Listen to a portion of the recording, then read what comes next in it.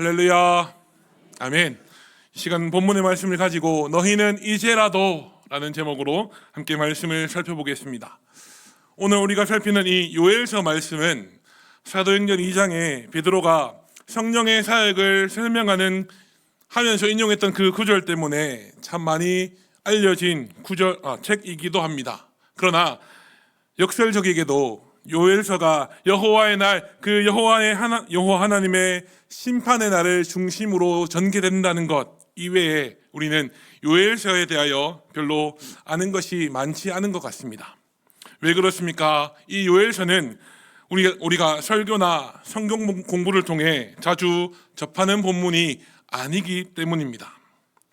오늘 우리가 함께 살펴는 이 요엘서는 다른 서선지서들과 마찬가지로 여호와 하나님께 돌아오라, 하나님의 심판의 날이 이르기 전에 여호와 하나님께 돌아오라 라는 메시지를 선포하는 책이기는 합니다만은 요엘서가 가지는 특징을 두 가지 정도 함께 정리하고 본문을 살펴보고자 합니다. 첫 번째 특징은 이 요엘 선지자가 이 본문을 기록하면서 자기가 살아가는 그 사회에 대한 비판, 즉 지금 이 시점에 이스라엘 백성들이 범하고 있는 죄에 대한 지적을 하지 않고 있다라는 겁니다. 요엘 선지자의 관심은 오롯이 여호와의 날에만 포커스가 맞춰져 있다라는 점이죠. 많은 신학자들은 이렇게 여호와의 날에만 포커스를 맞추고 있는 이유를 크게 두 가지로 설명해 주고 있습니다. 첫 번째는 여호와의 날, 그 심판의 날이 아주 가까이 임박해 왔기 때문에 사회적인 부패나 죄에 대한 문제를 지적할 필요가 없다라고 느꼈기 때문이다라고 추측하기도 하고요. 또 두 번째는 여호와의 하나님의 날, 그 심판의 날이 임하면 이 모든 문제들이, 이스라엘 백성들이 가지고 있던 그 모든 죄의 문제들이 요엘은 해결될 것이다 라고 생각했을 것이라고 우리는 추측해 볼 뿐입니다. 왜 그렇습니까? 성경이 이 상황에 대하여 정확하게 기록해 주고 있지 않기 때문이죠. 또 이 요엘서가 가지는 두 번째 특징은 요엘이 살고 사역했던 그 시대를 특정할 수가 없다라는 점입니다. 다른 선지서들, 대선지서나 서선지서나 다른 선지서 말씀들을 보게 되면 어느 왕, 어느 시대에 하나님의 사람 누구에게 여호와 하나님의 말씀이 임하였다라는 말씀으로 시작하고 있는데요. 오늘 우리가 함께 살피는 이 요엘서는 그런 언급이 전혀 없고 그저 1장 1절에 가서 보면 부두엘의 아들 요엘에게 하나님의 말씀이 임했다라고 언급하고 바로 넘어가고 있음을 우리는 보게 됩니다. 그러면 이 요엘서 전체를 관통하는 여호와의 날, 이 여호와의 날은 어떤 날입니까? 우리가 구약 성경을 통하여 보게 되는 그 여호와의 날이라고 하는 그 날은 양면성을 가지고 있는 날입니다. 하나님을 사랑하고 하나님의 말씀대로 그 하나님의 뜻대로 살아가려고 노력했던 자들에게는 위로와 소망의 날이 될 것이지만 반대로 하나님을 대적하고 하나님을 미워하며 하나님의 백성들을 핍박한 자들에게는 심판과 공포와 멸망의 날이 바로 여호와 하나님의 날이라는 개념입니다. 오늘 우리가 함께 살피는 이 요엘서의 말씀은 무엇을 이야기하고 있습니까? 그 여호와 하나님의 날이 밝아오면 여호와 하나님께서 메뚜기 떼를 통해 황폐해졌던 이 땅을 회복하고 치유하실 뿐만 아니라 하나님의 백성들, 하나님의 말씀대로 하나님의 뜻대로 살아가고자 했던 그 하나님의 백성들에게는 하나님의 영, 성령을 부어주실 것이다 라는 사실을 분명히 선포하고 있습니다. 오늘 우리는 2장 12절부터 읽었지만 1절에서 11절 말씀을 보게 되면 요엘 선지자는 그 여호와 하나님의 날이 반드시 올 것이고 그 날 여호와 하나님의 날이 오게 되면 도래하면 사람과 짐승뿐만 아니라 온 전체가 두려워하고 절망할 것이다 라고 분명히 기록합니다. 그 혹독하고 두려운 날이 반드시 다가온다라는 사실을 말하면서 11절 말씀 끝 부분은 이렇게 기록합니다.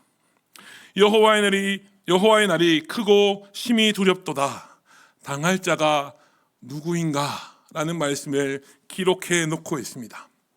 이 11절 말씀이 기록하는 당할 자가 누구이냐 라는 말을 통해서 여호와 하나님의 그날에 임할 그 하나님의 심판, 이 땅을 심판하시는 그 하나님의 심판 앞에서 그 누구도 자유로울 수 없다라는 사실을 요엘 선지자는 우리에게 명확하게 그리고 분명하게 단호하게 이야기해 주고 있다라는 것이죠.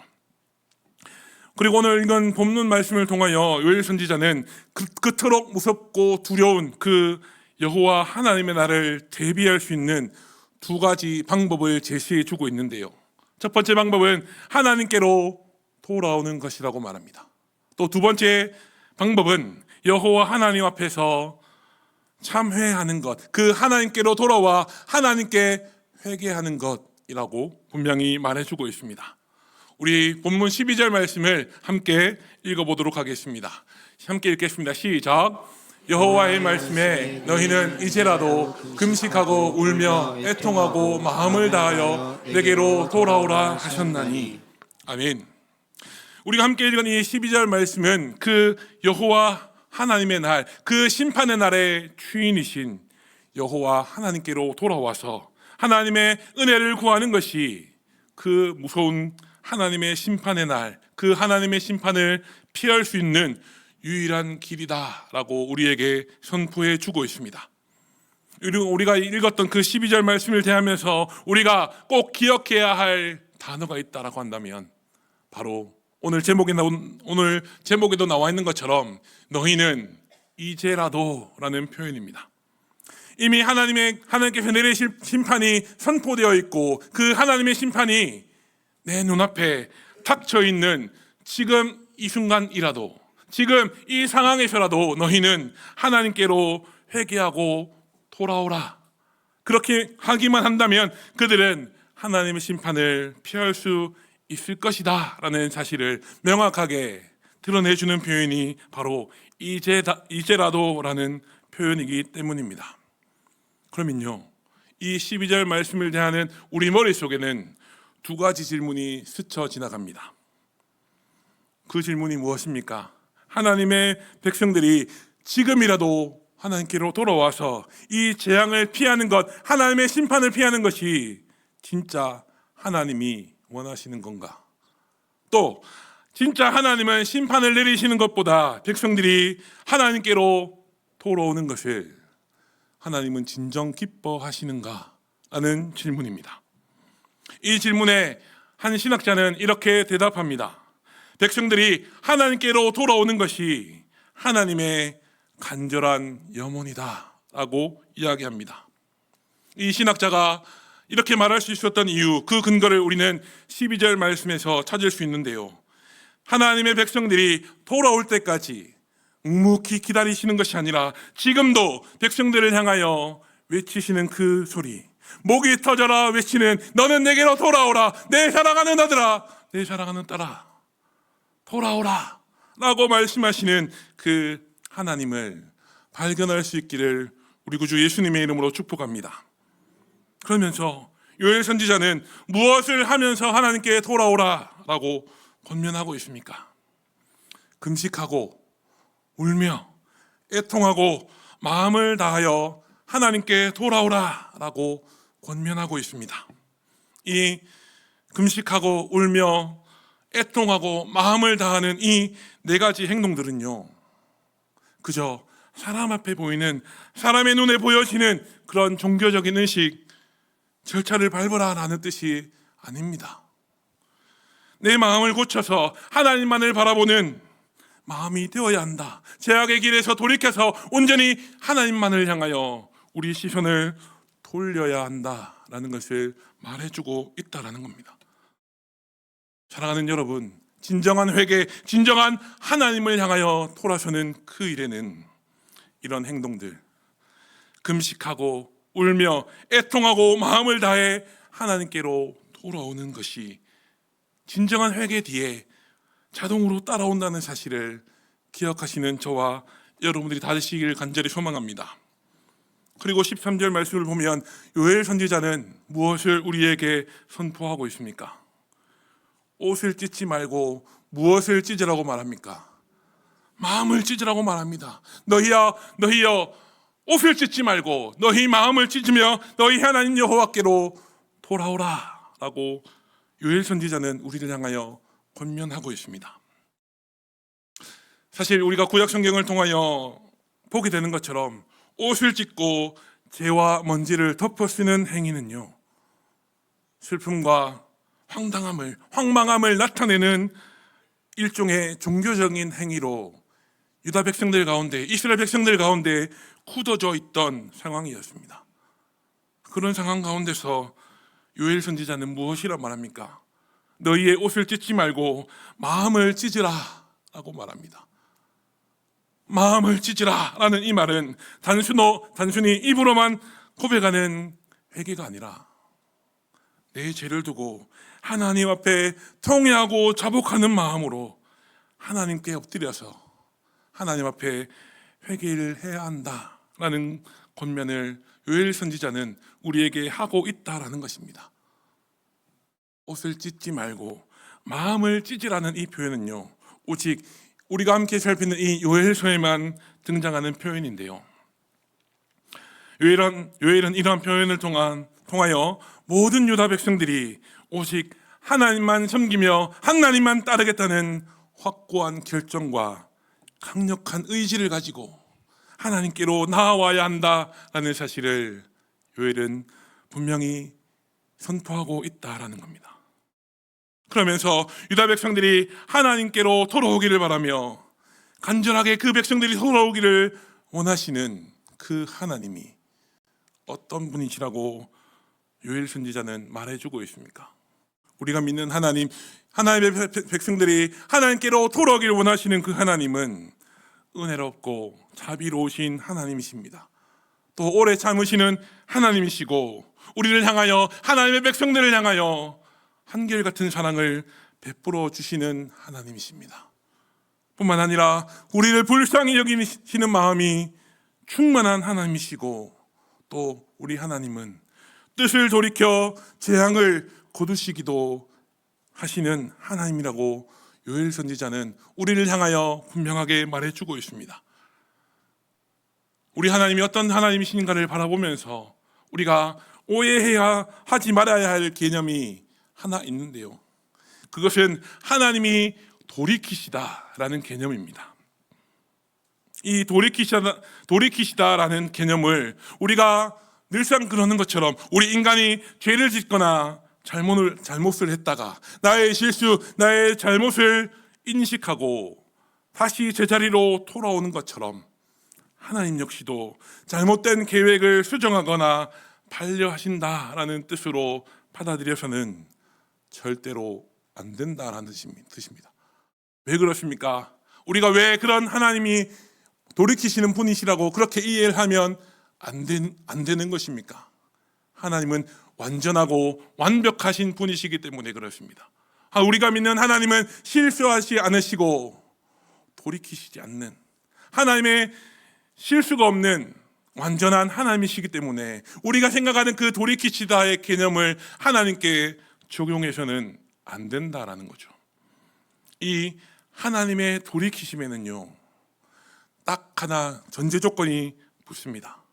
그것은 바로 인간의 회개입니다.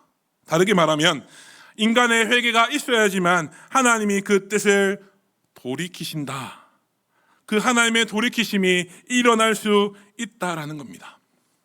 선지자들이 선포하는 그 말씀을 통하여 내 죄를 깨닫고 그 말씀에 순응하고 믿음으로 순종하고자 하는 그 인간의 결단, 인간이 하나님께로 돌아오려는 그 회개가 있어야지만이 하나님이 그 뜻과 계획을 돌이키시는 그 하나님의 돌이키심이 일어난다라는 사실을 기억하실 수 있는 저와 여러분들이 되시길 간절히 소망합니다.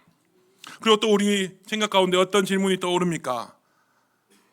인간이 그 어떤 죄를 지었다 할지라도 하나님 앞에 회개하기만 하면 하나님의 은혜와 용서가 자동적으로 임하는 것인가? 라는 질문을, 우리는 그런 의문을 품게 됩니다. 오늘 본문 말씀을 기록하는 요엘 선지자는요, 이 질문 앞에 우리가 회개하기만 하면 자동적으로 하나님의 은혜가 임하는가? 라는 이 질문 앞에 절대로 그렇지 않다라고 대답해 주고 있습니다. 요엘 선지자가 백성들에게 회개하고 하나님께로 돌아오라 라고 권면한 그 이후에 그 회개의 결과에 대하여 어떻게 기록해 놓고 있습니까? 14절 말씀 끝에 가서 보면 누가 알겠느냐라는 것을, 그 누가 알겠느냐라는 질문으로 그 14절이 마무리되어지고 있다라는 것을 우리는 보게 됩니다. 요엘이 백성들을 향하여 던지는 그 질문, 누가 알겠느냐라는 질문을 곰곰이 생각해 보면 이 누가 알겠느냐라는 질문은 하나님의 주권과 자유를 역설하는 표현입니다. 죄인은 마음에서 우러나는 회개를 하나님 앞에 올려드리고 근신하며 하나님의 주권, 하나님의 일하심, 하나님의 역사하심을 기다릴 뿐이라는 거죠. 그리고 그 죄인을 용서할지 안 할지는 인간이 결정하는 것이 아니라 그 결정은 오롯이 하나님의 결정, 하나님의 자유, 하나님의 주권에 달려 있다라는 것입니다. 다르게 표현하자면 하나님은 언제든지 은혜를 베풀고자 하시는 그 사람, 하나님이 은혜를 베풀어 주고 싶어 하시는 그 사람에게 은혜를 베풀어 주실 수 있는 자유를 가지신 분이고, 요엘은 그런 하나님을 향한 그 믿음을, 변치 않는 믿음, 흔들리지 않는 그 믿음을 유다 백성들에게, 또한 이 말씀을 함께 나누는 저와 여러분들에게 요구하고 있다라는 것입니다. 그리고 요엘 선지자는 사람들이 너무너무 좋아하는 복에 대한 이야기도 빼놓지 않습니다. 그런데 이 요엘 선지자가 말하는 복이라고 하는 것은 우리가 흔히 생각하는 그 복의 개념과는 조금 다릅니다. 우리가 흔히 생각하는 복은 내가 큰 부귀영화를 누리고 내가 큰 명예를 얻는 것이 하나님이 내게 주시는 복이다라고 설명하고 이해하기도 합니다. 그러나 오늘 본문 말씀을 통하여 요엘 선지자가 말하는 하나님이 주시는 복은 무엇입니까? 하나님께 소재와 전제의 제물로 드릴 곡식과 포도주를 하나님이 내려주시는 것, 그것이 하나님이 공급해 주시는 복이다. 유다 백성들이 마땅히 받아 누려야 할 하나님의 복이다 라고 선포하고 있음을 우리는 기억해야 될 줄로 믿습니다. 우리 본문 14절 말씀도 함께 읽어보겠습니다. 요엘서 2장 14절입니다. 시작. 주께서 혹시 마음과 뜻을 돌이키시고 그 뒤에 복을 내리사 너희 하나님 여호와께 소제와 전제를 드리게 하지 아니하실는지 누가 알겠느냐. 주께서 혹시 마음과 뜻을 돌이키사 그 뒤에 복을 내리사 너희 하나님 여호와께 소제와 전제를 드리게 하지 아니하실는지 누가 알겠느냐 라고 14절 말씀은 기록합니다. 14절 말씀은 하나님이 주시는 그 곡식과 포도주로 소제와 전제를 드릴 수 있도록 허락해 주시는 것, 그 제물을 이스라엘 백성들에게, 유다 백성들에게 내려주시는 그것이 하나님의 복이라는 것을 너무너무 분명하고 명확하게 기록해 놓고 있음을 우리는 보게 됩니다. 이어지는 15절로 17절까지의 말씀에 와서 보면 말씀의 뉘앙스가 조금 달라지는 것을 우리는 보게 됩니다. 앞서 봤던 12절로 14절까지의 말씀에서는 개인적인 회개, 백성 개개인의 옷 대신에 마음을 찢으라 라고 권면하였다면 15절로 17절까지의 말씀을 보면 공동체를 향한, 유다 백성 전체를 향한 예배 소집의 메시지가 선포되고 있음을 우리는 보게 됩니다. 15절 말씀을 보게 되면 나팔을 불어 거룩한 금식일을 정하고 성회를 소집하라 라고 요엘 선지자는 백성들을 향하여 명령하고 있습니다. 앞서 여호와의 날이 임박했다, 하나님의 심판의 때가 임박했다라는 것을 알려주던 그 나팔이 이제는 모든 백성들을 예배의 자리로, 하나님을 예배하는 자리로 나오게 하는 도구로 사용되고 있음을 우리는 보게 됩니다. 그 이어지는 16절 말씀을 보게 되면 그 여호와의 날 하나님의 심판을 피하기 위해서는 한 사람 두 사람이 모이는 것이 아니라 온 유다 백성, 온 유다 공동체가 함께 예배의 자리로 하나님 앞으로 나와야 한다라는 사실을 분명히 기록해 놓고 있습니다. 그 공동체 가운데 오래 속해 있었던 장로뿐만 아니라 어린아이와 젖먹이 아이들까지 하나님을 예배하는 그 예배의 자리로 나와야 한다라고 요엘 선지자는 말씀하고 있습니다. 뿐만 아니라 방금 결혼식을 끝마친 그 신혼부부 역시도 예외가 될 수는 없다라고 성경은 요엘 선지자는 우리에게 말해줍니다. 내 눈앞에 다가오는 그 재앙, 우리 공동체를 향하여 다가오고 있는 그 재앙을 모면하기 위해서는 공동체에 속한 일부의 사람들이 아니라 모든 사람들이 마음을 모아 근신하며 하나님의 은혜를 소망해야 한다라는 사실을 기억하실 수 있는 저와 여러분들이 다 되실 수 있기를 간절히 소망합니다.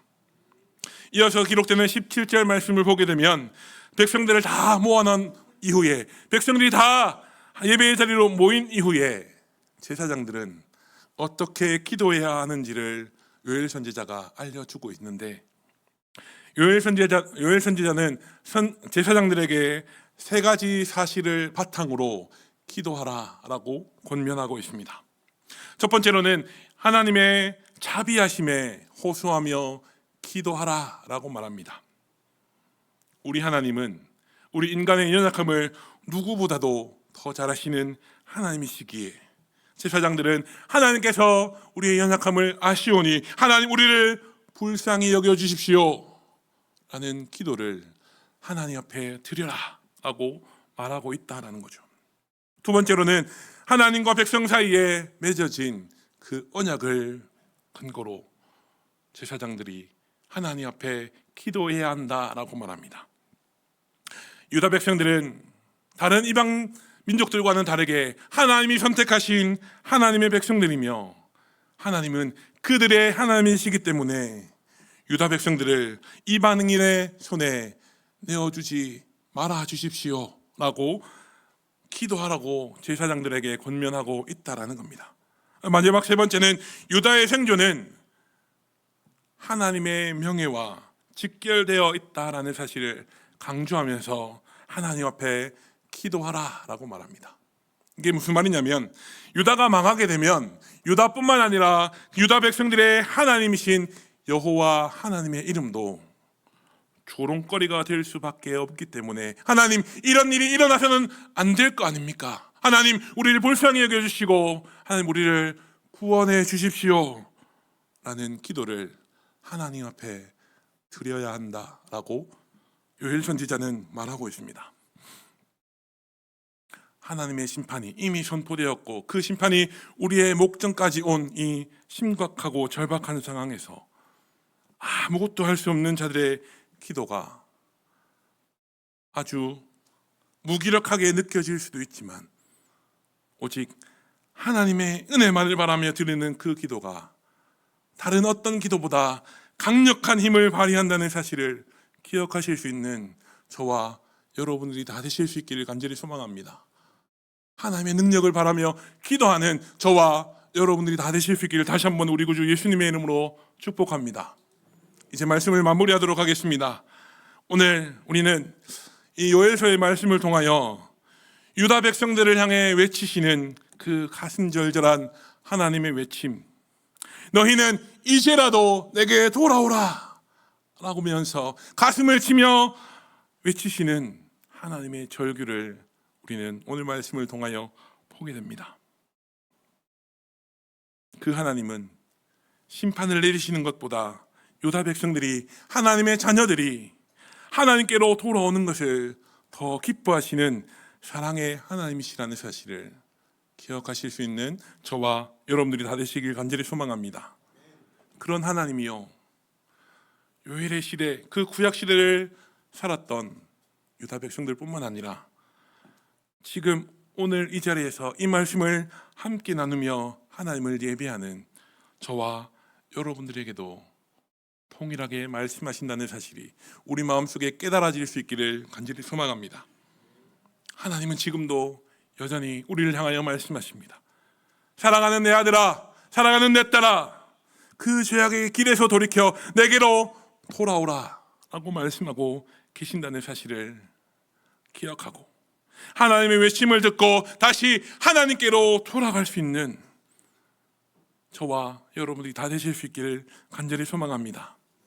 하나님은 하나뿐인 그 아들 예수 그리스도까지 우리에게 내어주시면서 우리를 사랑하셨던 분입니다.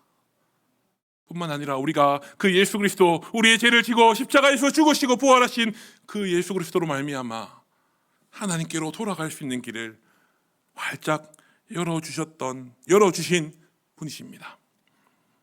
나의 공로와 나의 어떠함이 아니라 오직 예수 그리스도를 통하여 하나님께로 되돌아갈 수 있는 저와 여러분들이 다 되실 수 있기를 우리 구주 예수님의 이름으로 다시 한 번 더 축복합니다. 함께 기도하겠습니다.